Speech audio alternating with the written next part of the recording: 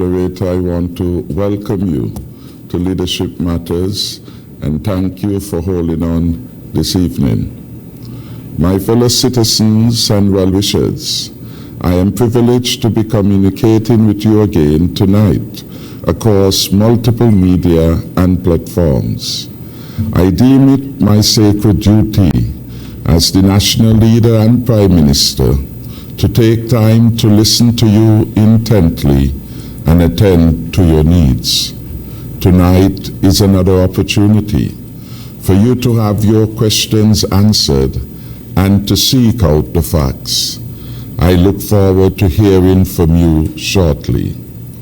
The last several weeks have been particularly challenging for our government and people as we were forced to adjust to the reality that COVID-19 had started a new fierce assault on our people and country. To date, COVID-19 has infected over 400 plus residents, and sadly, we lost 3 of our citizens in the battle. My prayers are with the families and loved ones of the deceased. My prayers are also with all the citizens and residents of St. Kitts and Nevis. I pray with God's help, we will overcome the pandemic.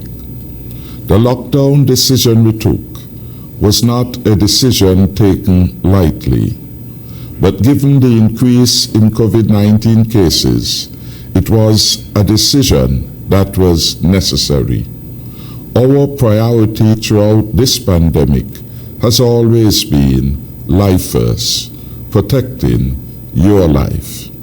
Let us faithfully comply with the health protocols designed to keep us safe. Let us abide by the stay-at-home regulations, and let us comply with the curfew.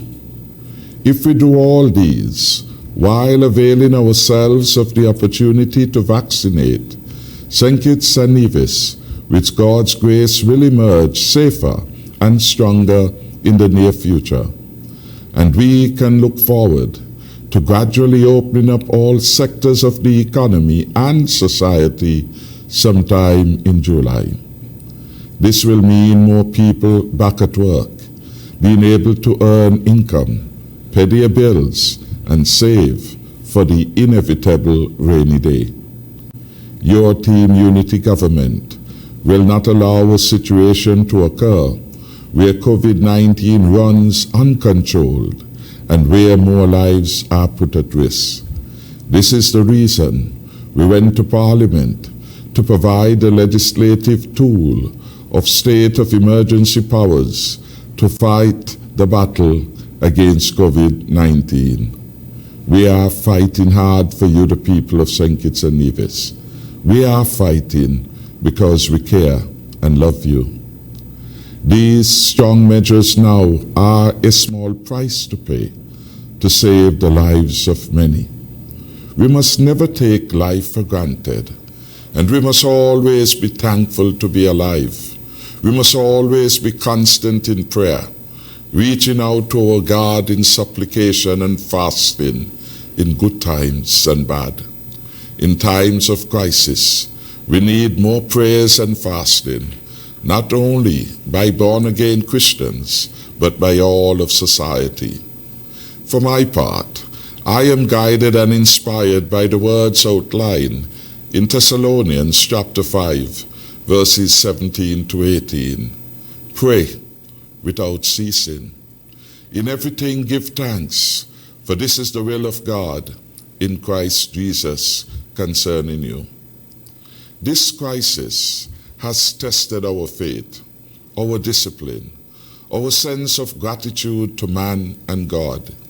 It has tested the innovativeness of our businessmen, vendors, farmers, and fishers, and it has tested our ability to consider others more than we consider ourselves. It is this message of selflessness which Reverend Canon Dwayne Cassius eloquently delivered at an NEOC briefing joined on the book of Philippians at chapter 2, verse 5. during this season of COVID-19, let us do much more acts of kindness than we would normally do. Simple things like looking out for the elderly, the sick, and shut-ins.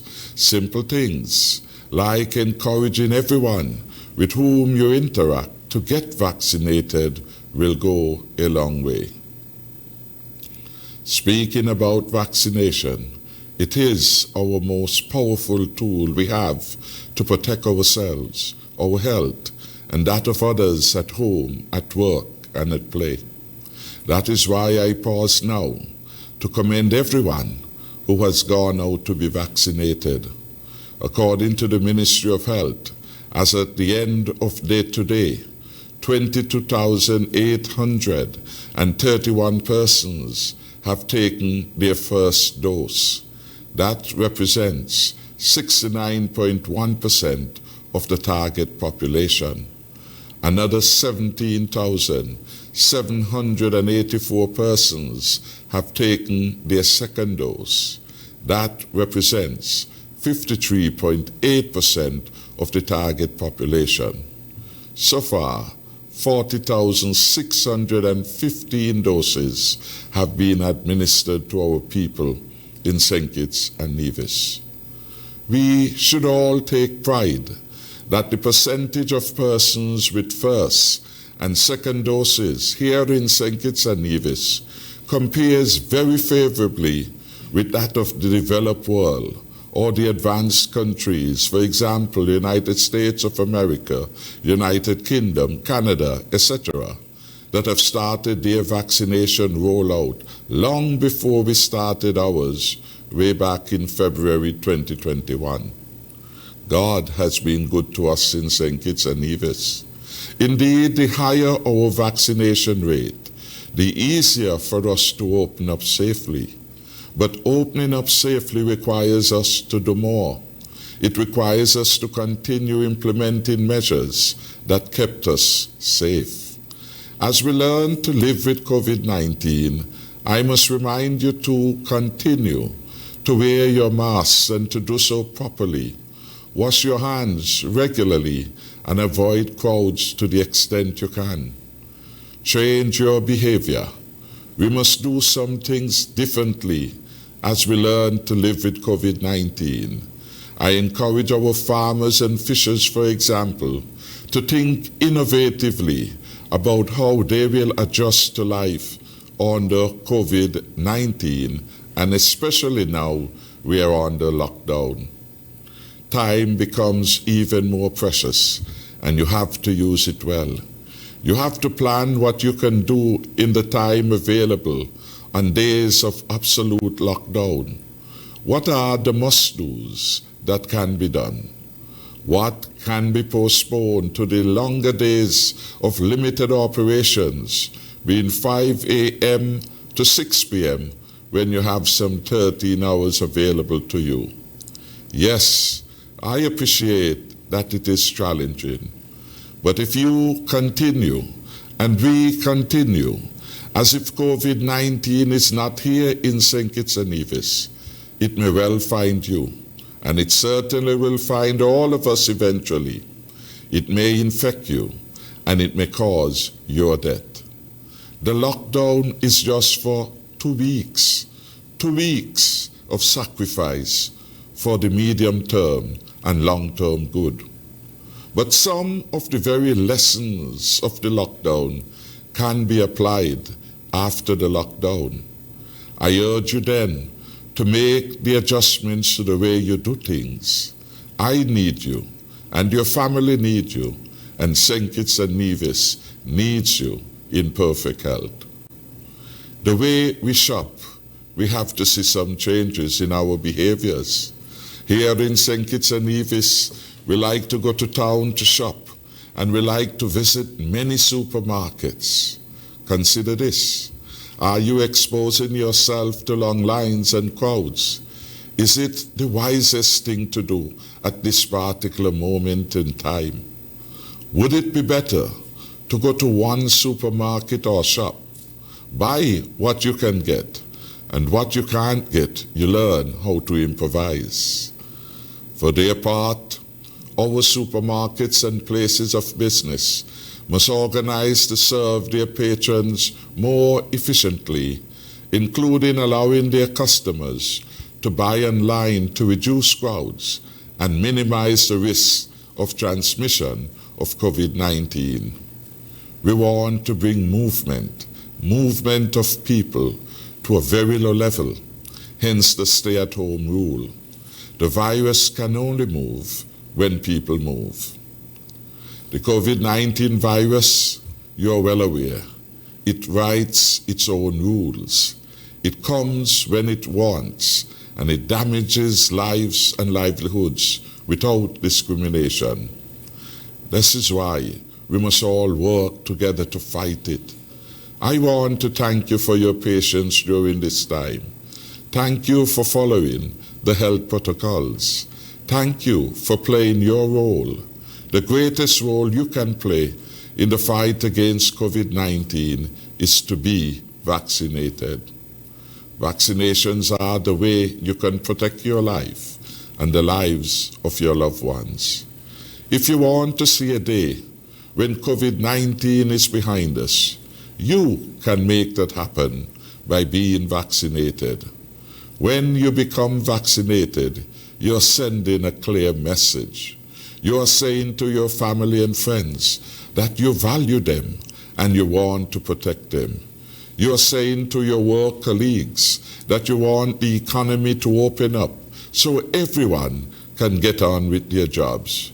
You're sending a further message to your boss and workmates that you are contributing in making the workspace safe so that lives and livelihoods can thrive. When people are at work, they can do more for themselves. You can get vaccinated. When you get vaccinated, you're saying that you have put country above selves. Indeed, increased vaccination rates are our best part out of lockdown and out of the clutches of COVID-19. So please, don't hesitate. Do vaccinate. Tomorrow you have another opportunity again to turn out in your numbers. I want to commend the over 1,100 persons who went out today and get vaccinated. Tomorrow we can break today's record. I want finally to introduce the members of the panel tonight and again to welcome them to this edition of Leadership Matters. It is a special privilege and honor to be joined by Dr. Cameron Wilkerson, who has given yeoman service in this fight to keep our country and our people safe. I welcome him. He is no stranger to this panel. Equally, I welcome again Mr. Cromwell Henry, our Superintendent of Police, and Mr. Abdius Samuel, the chairperson of our National Task Force. Among us all, we have come to help, educate, inform, and more importantly, answer those questions on your mind. Thank you again, my fellow citizens and residents, for tuning in. May God continue to protect and bless you, and indeed keep our beloved country safe. Thank you.